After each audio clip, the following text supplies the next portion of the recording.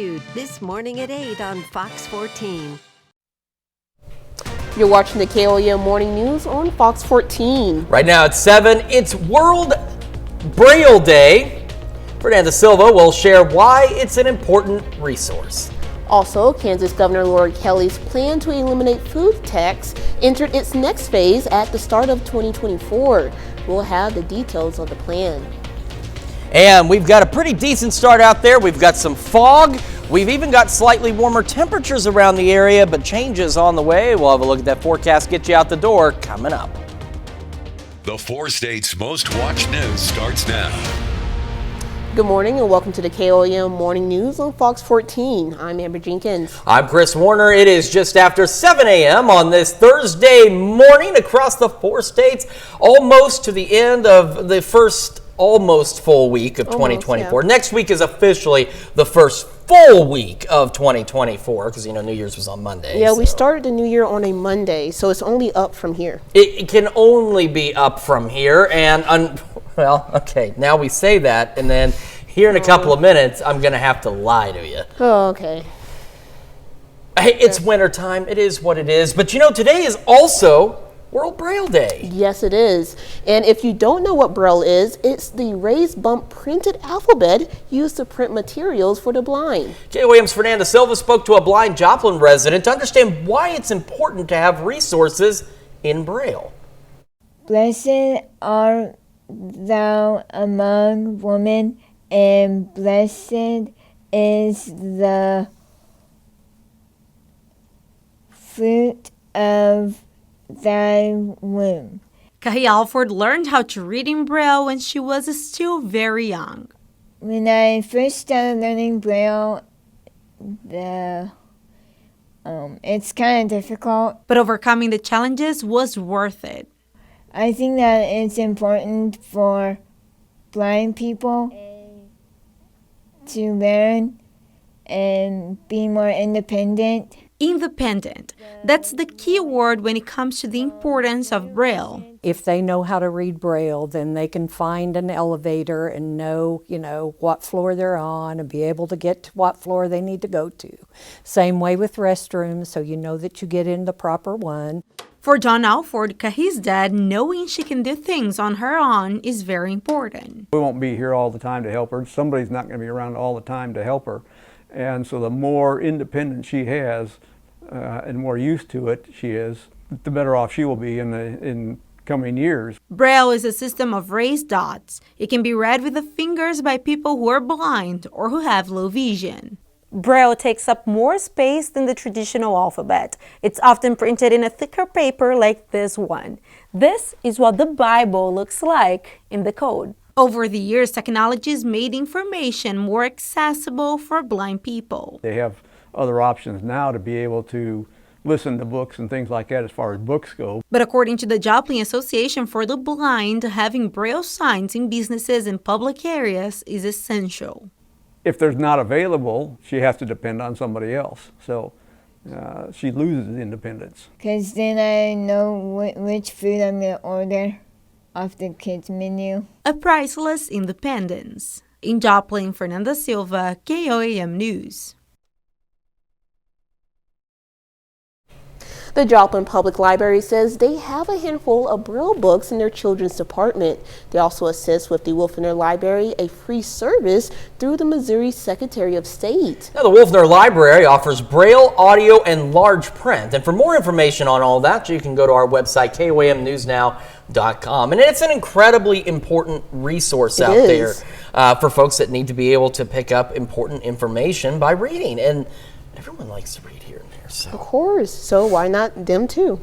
Now, we said at the beginning of the show, it's only uphill from here for 2024 because we started on a Monday. Unfortunately, I think because we started on a Monday, Mother Nature said, I'm going to play into that for you. Let's take a quick look outside. It's our camera at 7th and Range Line looking at that beautiful sunrise. And if you look close enough, you can also see some fog off in the distance. So in the Joplin area, there's some light fog, but nothing too crazy out there. And an even better shot of that from our camera on the Cornell Complex in downtown. See that light haze out there? Not super thick, but still some patchy fog. But others dealing with some denser fog. Actually, you can see here just around I-44 at Rangeline back to the east, fog is a little thicker out there. And the further east you go, the more dense that fog gets. In fact, Skywatch Storm Tracker, these aren't really clouds it's picking up on in our eastern counties. That's fog out there that it's been picking up on. These clouds, however, are going to be rolling into the area as we go through today. Now, Fort Scott, 0.3 miles of visibility. This is impacting a significant portion of 54 and 69 up north, so you need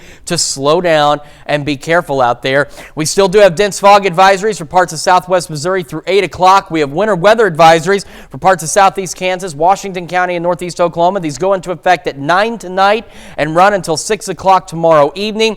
And between the fog, the cold temperatures, and everything else, there's going to be frost on your windshield. Give yourself a couple of extra minutes to get those scraped off. Now, these go low, medium, high. We're putting a medium impact for winter weather for the snow on Friday, as we could see anywhere from a dusting to 4 inches in certain locations. We're going to take an in-depth look at our snow for tomorrow and what we're expecting next week here in a few more minutes. Amber? Thanks, Chris. Fire crews in Jasper County Tuesday night responded to a house fire on County Road 105 north of Gum Road near Carthage. Neighbors report significant damage to the home, but everyone inside made it out safely. Authorities say utilities were cut while fighting the blaze, so the family has been displaced. Authorities are asking for your help in identifying this man who robbed the Tiff City store around 8 last night in Tiff City, Missouri. They also believe that the robber is a white male with blonde hair. Investigators hope someone will recognize his clothing or overheard something suspicious. They say the robber carried a handgun, took money from the till, and broke several machines that were inside the store. However, no one was hurt. The Kansas governor's asked the food tax plan advances to the next phase, lowering food tax from 4% to 2%. The first phase of the plan reduced the food sales tax from 6% to 4% a year ago. It also classified what is unprepared food, which caused some confusion among businesses. One business owner in Southeast Kansas says after the growing pains of figuring out what is considered unprepared food and implementing the sales tax, it's been smooth sailing. It was just that initial shock to the system that we all had to experience that was so hard and so difficult to understand. But now that we have everything in the system, it's just a matter of adjusting the tax percentage rate, and it retabulates throughout the rest of our product inventory. The food sales tax is set to be eliminated altogether in January of next year. The Joplin City Health Department announces a contract with the state to continue providing WIC services for the 2024 federal fiscal year. WIC is a supplemental nutrition program providing services to pregnant women, new mothers, infants, and children up to their 5th birthday. To be eligible for WIC, applicants must have an income of not more than 185% of the poverty level and be at nutritional risk. For more information, including how to apply, go to KOAMnewsnow.com. Missouri 5-month annual legislative session began yesterday, and top Republican leaders say passing more laws directed at the LGBTQ plus people is not a priority. Bills filed this session in Missouri would make public drag shows a crime, require teachers to notify parents if students express confusion about their gender, and put limits on what books are available to minors in public and school libraries. But Republicans' House and Senate leaders indicate that they will not be focusing on those proposals. One issue that they will be a priority, a plan to make it harder to amend the Missouri Constitution. Up next, coming up, Julie Reams will be with us to talk about some upcoming Empowering Women in Business conference. And later, a defendant makes a leap at a Vegas judge during his trial. More details on that. You're watching the KOAM Morning News on Fox 14.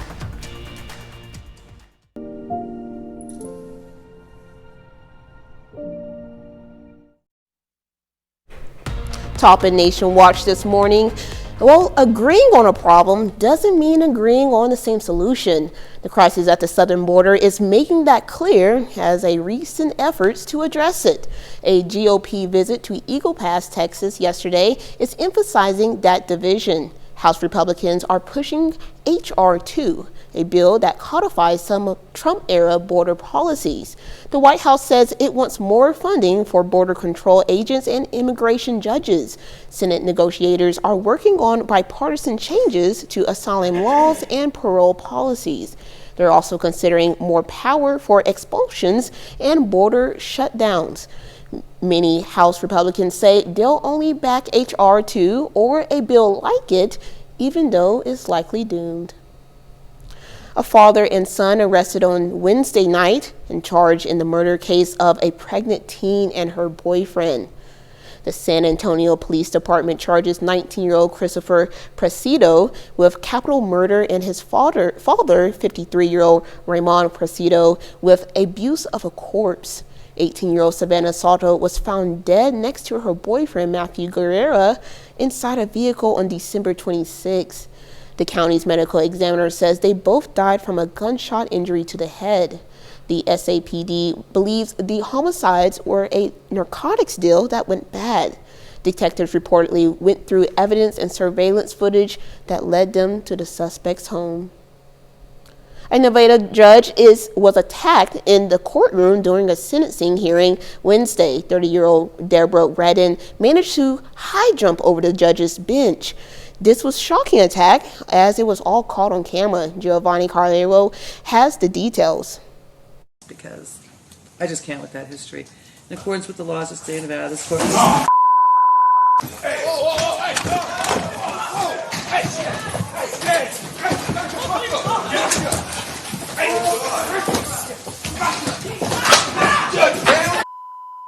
Because I just can't with that history. In accordance with the laws of the state of Nevada, this court...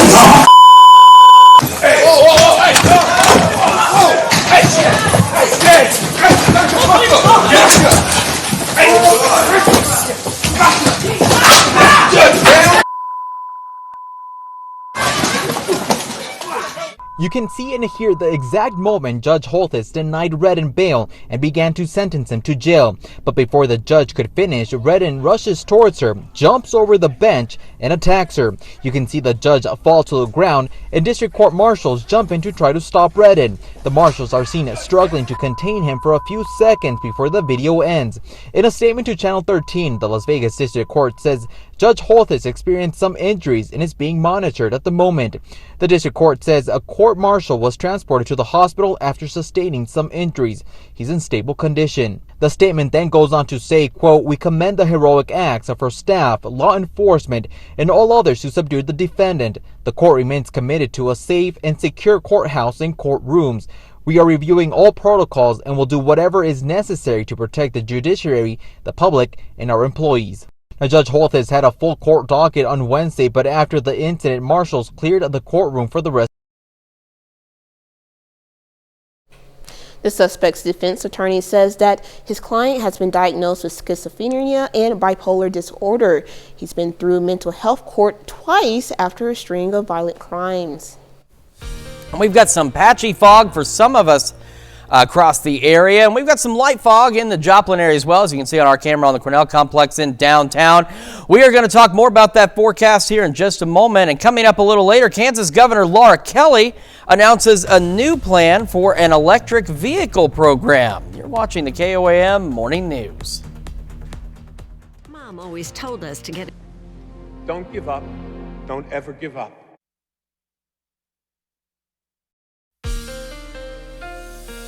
Welcome back to the KOAM Morning News 718 on this Thursday morning. Lots of weather to cover, and we're going to get right to it. First, we have some pretty dense fog up in Bourbon County and parts of Vernon County, impacting 54 and parts of 69 out there. You can see Fort Scott, 0.3 of a mile visibility out there. And we've got patchy fog across almost the entire region, stretching as far west as, say, Iola and Yates Center, but a lot of it confined to the 69 corridor and points east. And as such, we also have dense fog advisories out there for some counties in southwest Missouri until 8 o'clock this morning. So slow down, give yourself time to get where you're going.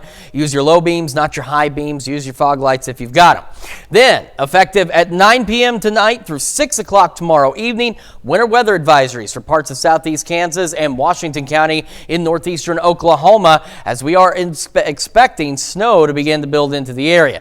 This is a new little tool that we're trying out here. It gives us the probabilities of seeing certain amounts of snow, and it's showing higher probabilities for 2 inches of snow, at least 2 inches of snow out to our west where those advisories are.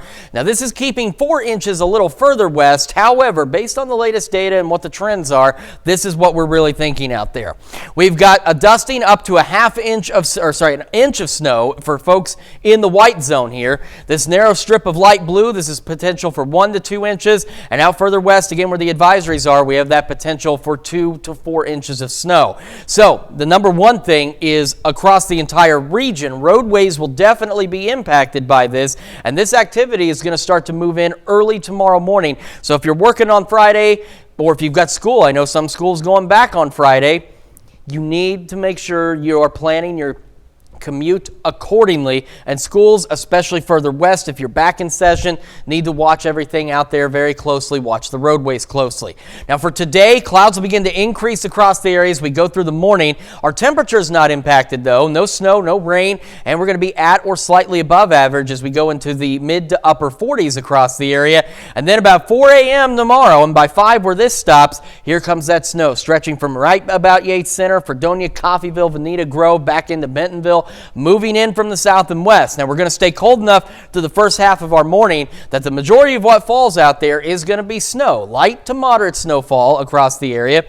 And then as we go into the afternoon, southeast Kansas, you're going to stay, at least most of you, into the upper 30s for your highs. But the further southeast you go, we're going to see a few more low 40s out there. And so we could see some of us getting some light rain, maybe some drizzle. But again, here's why the snow amounts are expected to be higher out west as we continue to deal with that snow as we head through our Friday. Quick look into next week. Another system we're watching. You're going to start as rain initially on Monday as we go in the low to mid 40s, but temperatures start falling quickly as we head into Monday evening across the area. And we're going to start to see that transition to snow, and it's going to be snow across the majority of the area. Here we are about 12 hours later. It is still snowing across the region, and we could see some moderate snowfall out there. And the snow itself won't actually begin to make its way out of here until we get into the later afternoon hours on Tuesday. Now, it's still too early to start looking at accumulations by next Tuesday, but it is a system that you want to watch very closely over the next few days. Again, rain snow mix tomorrow. Again, maybe a light snow shower, light shower on Saturday, upper 30s, mid 40s Sunday and Monday. Rain transitioning to snow, low 30s for our highs on Tuesday, and we'll see more sunshine next Wednesday and go into the low 40s. That's Check Your Forecast. We'll be back with more of the KOAM Morning News right after this. The area's hottest little casino is 48 hours today at 9 right here on Fox 14. The Carthage Chamber of Commerce will be kicking off a monthly luncheon leading up to their Empowering Women in Business conference in May. Julie Reens joins us to share more. Welcome to the show. Thank you. So tell me more about these luncheons. From my understanding, it's the first time you guys are doing it in preparation for the conference? Absolutely. Next Wednesday at 12 p.m. for lunch at the Leggett and Platt Conference Center there in Carthage. We'll be kicking off our monthly luncheons with Chelsea Bodie, with Pearson Kelly Technology, to hear impactful stories to help all of us in the workplace, professional development. This series was created in mind. We'll have these monthly leading up to our conference in May that we will have, but there'll be second Wednesday of every month to set your calendar by, and this so we can all have healthy, work-life balance. What we can take away from each other, from young professional women up to seasonal. It's a way to network. It's also a way for us to hear those stories and be impactful and be not only better leaders in our communities, but better work partners to those that we work with. Yeah, it's definitely inspiring to go to one of these luncheons. What's the cost to try and raise money, or? Well, obviously we want it to grow, and we have lunches to pay for. So chamber members, it's $12 to attend. For non-chamber members, it's $15. We encourage everyone to come. We are taking reservations up until Monday at carthagechamber.com, or you can see the event on social media. The link will take you right there. But it's a great way to meet new folks, to have a way to hear what someone else might be going through that might help you, or what you might think is not important will actually help someone else. And we're always looking for those that want to speak as well, and maybe have a luncheon for us, and they can always contact me at the chamber, which we want to hear it. You might not think that it's important, but it's really important to hear those stories. And you were telling me that each month is kind of like a different theme or a different speaker as well for the luncheons. Yeah, like next month in February, it'll fall on Valentine's Day. So that's going to be about how do we stay healthy, the heart healthy, and our partners with Mercy Health Systems there in Carthage, it will be coming and giving us program. How do we balance it all? How do we juggle the kids from one place to another, and at all ages? You know, we never stop being a mom, we never stop being a parent, but how do we keep it? And how do we keep that work at work and not take it home every night? Yeah, so we're very excited to be able to bring this not only to our area, but this is a regional event, and we want everybody to come from all over to contact us. It's just a great way. You do not know who you're going to impact and who you're going to meet that they want to hear from you. And like I said, this was created with all of that in mind, and so we can all be better leaders in our community and go home and be a little bit happier and how to deal with things. Yeah, be inspired. Yeah. Just to wrap it up, let me know time, date, and how much money to get in. Yeah, it's the 10th, next Wednesday at Leggett and Platt at their conference center. There'll be signage out there that you'll be able to drive around, so plenty. Lunch is $12, starts at noon. It's from 12 to 1, so it's over your lunch hour. It's $12 for chamber members, $15 for non-chamber members, but call. If you want bulk tickets, we have plenty of room, but we will take those reservations until Monday. Alrighty. Well, it sounds very exciting and very inspiring, so thank you for coming on the show and telling us about that. Thank you. And we'll be right back. Are you ready to begin? Explore teaching at teach.org. You're watching the 4 States Most Watched News. Welcome back to the KOM Morning News on Fox 14. It's currently 7:31. I'm Amber Jenkins. A passerby happened to catch some smoke coming out of a Joplin home on Wednesday. Joplin firefighters were called to 1831 South Murphy Avenue shortly after 10:30 a.m. But when firefighters arrived, smoke was pouring out of the attic. The fire appeared to be on all levels of the home, and it was deemed that the fire has been ongoing for some time before the firefighters were notified. Deputy Fire Chief Annie Nimbo says that the Joplin Fire Marshal ruled the fire as accidental, as combustible material were stored too close to a fire source. No one was at the home during the time of the fire, and no firefighters were injured during battling the blaze. The fire was under control by 11:33 a.m. Kansas Governor Laura Kelly announced yesterday that more than $4.6 million in federal funds will go to the first 6 locations selected for the state's National Electric Vehicle Infrastructure Formula Program, or NEVI. The selected locations will fill gaps in EV charging stations along the state's major highways and interstate system. The 2 charging stations in our area will be located at Pete's in Cherokee and at Pete's in Fredonia.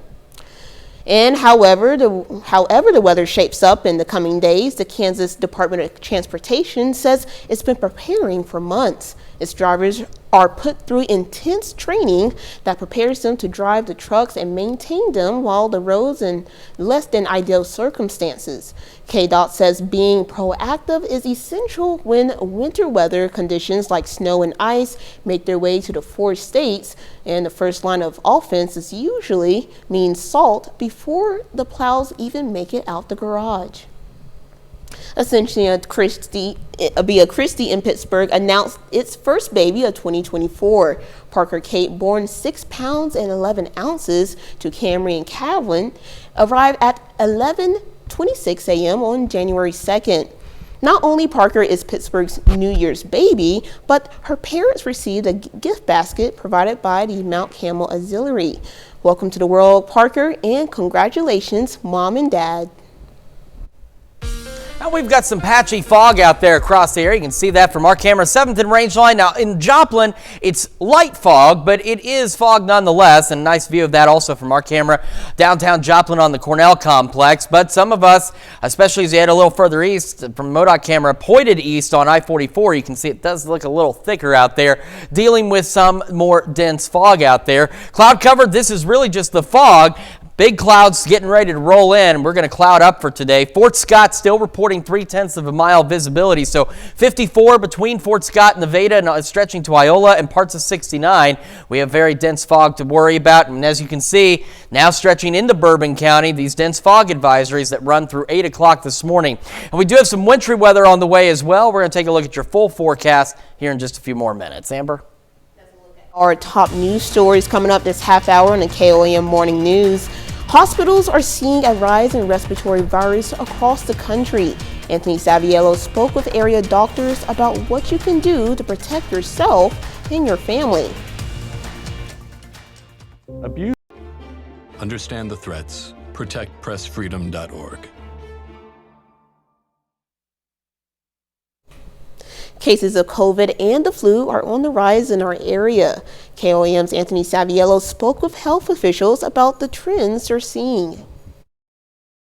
After 4 years, COVID is still a consistent issue throughout the U.S. The case is no different for the 4-state area. Officials at the Newton County Health Department have noted not only a spike in COVID. Well, we were at a very low number, less than 10 people in the county just a couple of months ago, and now we are at about 70 people in the county. So we have seen an upswing in COVID numbers. But the flu as well. The last report I saw was about 4 cases in the county. Last week we had about 18. Mercy Hospital of Joplin also noted a similar spike in cases. COVID cases hitting their highest level since the beginning of 2023, as well as a spike of influenza cases. But why are these spikes happening? Probably due to holiday seasons, people getting together with family and friends and gatherings. Another reason could also be a low percentage of vaccination reports.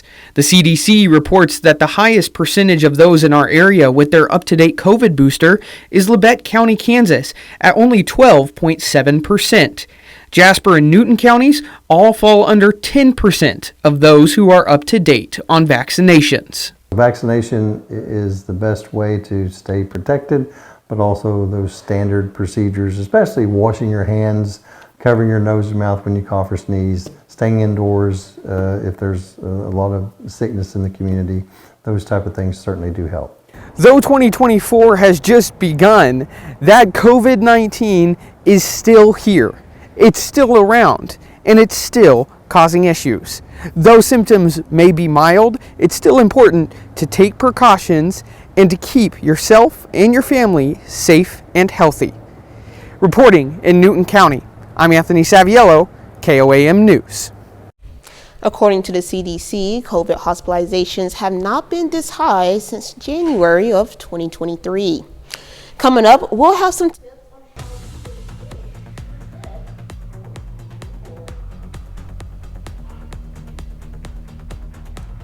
And we've got ourselves wintry weather on the way. We're going to take a look at that forecast when the KOAM Morning News returns. I'm not coming out until Casey's has thin crust. Mayhap. Buy one large single topping pizza, get the second half off. Only at Casey's.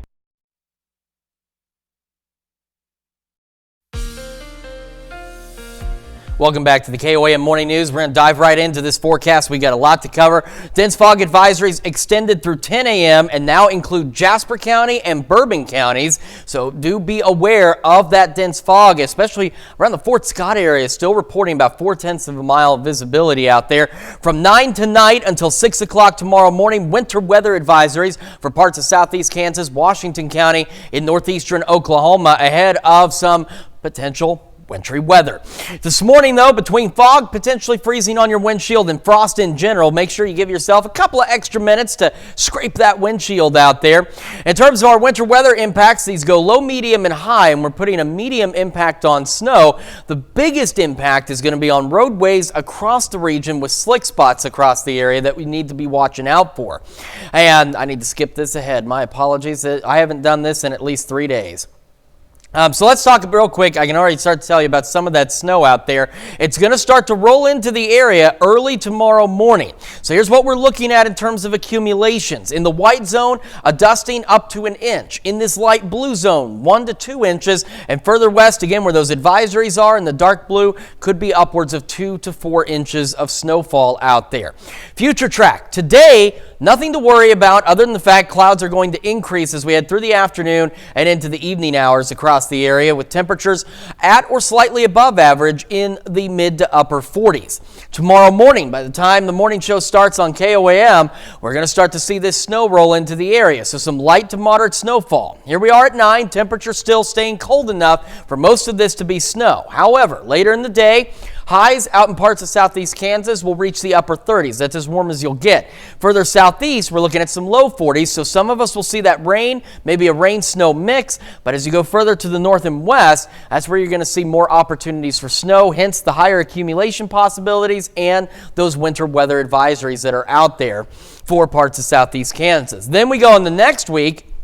We're on Monday, rain across the area. We'll be in the mid-40s out there. And then as the evening moves on, temperatures begin to fall late Monday evening, and we see that rain begin to transition to just straight snow across the area. We go 12 hours into the future. It is still straight snow. We go another 6 hours down the road. Still snow, a wintry mix across parts of the area by 12:30 Tuesday. And as you see, it won't be until maybe 5, 6 o'clock in the evening before the last of the wintry weather moves out of here. So Tuesday, it's still a little too far away to begin looking at accumulations, but the data shows that we are looking at snow, and it is something we need to monitor very closely.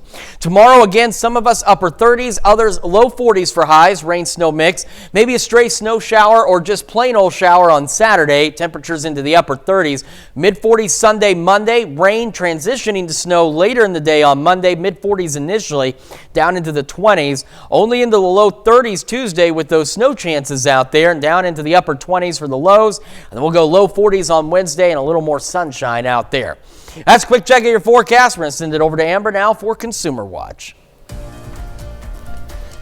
It's a new year, but Americans' reliance on credit cards and their high balances have carried into 2024. So what does that mean for the overall economy? And for those who have made financial resolutions, where can they start working down their credit card debt? Karen Kaffa is in Washington with some details. For millions of Americans, lingering credit card debt follow their finances into the new year. Even if it just happened over the holidays or it happened over the last couple of years, you need to get rid of that debt. Americans' collective credit card balances soared to a new high of more than $1 trillion in 2023, according to the Federal Reserve Bank of New York.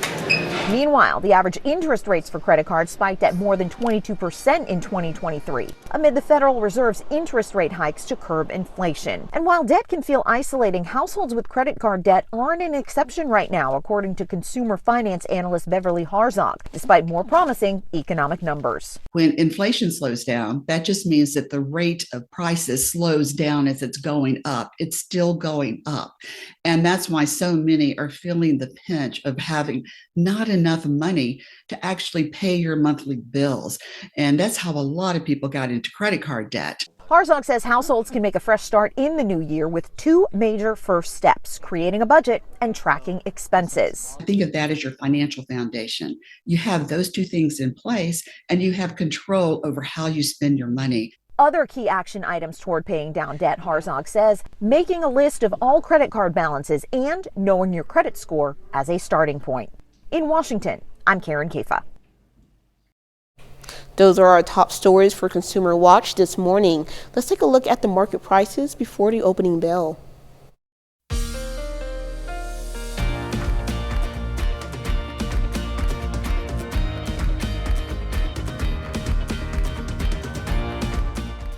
Hi, Travis McKinney here with American Fireplace Company. Alexander. Next, Tamron Hall. Tamron Hall, this morning at 10, right here on Fox 14. Throughout 2023, artificial intelligence has proved that it can write essays, generate images, and even help us communicate with robots. And the excitement isn't expected to end there. With technology experts analyzing where AI and humanoid robot developments could be heading in 2024. Fox News' Kevin Uretsky takes a closer look. Developments in artificial intelligence and robot software took 2023 by storm. And throughout the new year, technology experts say these innovations are only expected to improve, especially when it comes to the accuracy of the responses AI programs generate. Brendan Englot of the Stevens Institute of Technology believes there will also be a greater push to advance the language skills of robots using AI. I think in 2024, we're really going to see that evolving, and we're going to see increasing robotics capabilities that involve human language and conversational instructions provided by human operators. As well as refine a robot's coordination and ability to perform more complex tasks. Does AI allow robots to walk or manipulate or move with more dexterity or agility? That is kind of a frontier we have not fully conquered yet. I would say that lies ahead for 2024. Engineering company Aptronic is currently working on its Apollo robot. The humanoid is designed to move boxes and stack supplies for large retailers and manufacturers. Given a recent report from the U.S. Chamber of Commerce, which finds there are millions of open jobs and not enough unemployed people to fill them, officials say it's critical robot technology forges on this year to help fill worker gaps in warehouses and factories. Especially with the infrastructure bills that the US is pushing forwards over the next couple of years, the demand for blue-collar labor is going to do nothing but increase over time. Kevin Uretsky, Fox News. Certainly lots of advances in technology. Yeah, but I have seen the movie I, Robot with Will Smith, so I'm a little nervous, but we'll see. I've seen Terminator, so that makes me nervous enough as well. Hopefully nothing like that in 2024. And as we get into this day of 2024 on our Thursday, we've got some weather to deal with. First, let's take a look at the fog tracker. We've still got dense fog, patchy fog across the area. Dense fog stretching along the 54 corridor from Iola back towards the north of Stockton. Fort Scott still 0.4 of a mile in visibility, 3 miles or just over in Pittsburgh. So do be aware of that. And our dense fog advisories have been expanded to accommodate this. So now going into Jasper County in Missouri and Bourbon County on the Kansas side. And they've also been extended through 10 o'clock. Then starting tonight at 9, winter weather advisories for parts of southeast Kansas, Washington County and Oklahoma. That'll run until Friday at 6 p.m. And then between fog, freezing on your windshield, and the cold temperatures just putting frost out there. Again, make sure you give yourself a couple of minutes of extra time to scrape off your windshield. These again go low, medium, high. We're expecting a medium impact from our snow tomorrow, as we could potentially see some accumulations upwards of 4 inches. So what I'm going to do is I'm going to hit fast forward here. And I hit fast forward too much, so I can't do that. I apologize. But we're looking anywhere from a dusting up to 4 inches. We're going to take a look at those snow potential totals, as well as what we're expecting next week and the news you need to know. We're going to cram that in 2 minutes' time right after this. I was stuck. Unresolved depression symptoms were in my way. I needed more. 70. The Galena, Kansas native was part of the 11th Armored Cavalry Regiment and was awarded the Purple Heart. We are proud to salute Thomas Allen, a four-state hero. Here's a check of today's top headlines and news you need to know before you head out the door. A passerby happened to catch smoke coming out of a Joplin home yesterday. Joplin firefighters were called to 1831 South Murphy Avenue shortly after 10:30 a.m. When firefighters arrived, smoke was pouring out of the attic. It was deemed that the fire has been ongoing for some time before firefighters were notified. Deputy Fire Chief Andy Nimbo says that the Joplin Fire Marshal ruled the fire as accidental, as combustible material were stored too close to a fire source. No one was at the home during the time of the fire, and no firefighters were injured battling the blaze. COVID cases and respiratory illnesses are on the rise across the country and right here in the 4 states. Newton County health officials say cases have increased in the area, possibly due to holiday gatherings. Health officials at Mercy Hospital have also reported an increase in COVID cases and influenza cases. Officials say symptoms are not as severe as they were when the viruses began, but people should take precautions. The Kansas governor's asked the food tax plan advances to the next phase, lowering food tax from 4% to 2%. The first phase of the plan reduced the food sales tax from 6% to 4% a year ago. And it also classified what is unprepared food, which caused confusion among some businesses. One business owner in Southeast Kansas says after the growing pains of figuring out what is considered unprepared food and implementing the sales tax, it's been smooth sailing. The food sales tax is set to be eliminated altogether in January of next year. All right, so here's a look at what we're expecting snow-wise. In the white zone, a dusting up to 1 inch of snowfall for us tomorrow.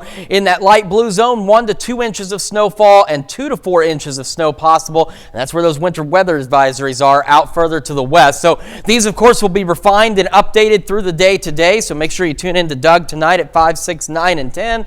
And we're going to looking at the rain-snow mix tomorrow. Maybe a light snow shower or just regular showers Saturday. And then next Tuesday, can't emphasize this enough, we are watching next Tuesday with a system coming in. It'll be rain on Monday, and then by Monday evening it transitions to snow and will remain snow for the majority of our Tuesday before it exits out of here. So something to keep a very close eye on over the next few days as well. Well, I know our weather team is going to keep us up to date on what's going to happen. We will be here tracking it. Well, thank you all so much for letting us put the good in your morning. We're back with more news and weather today at noon.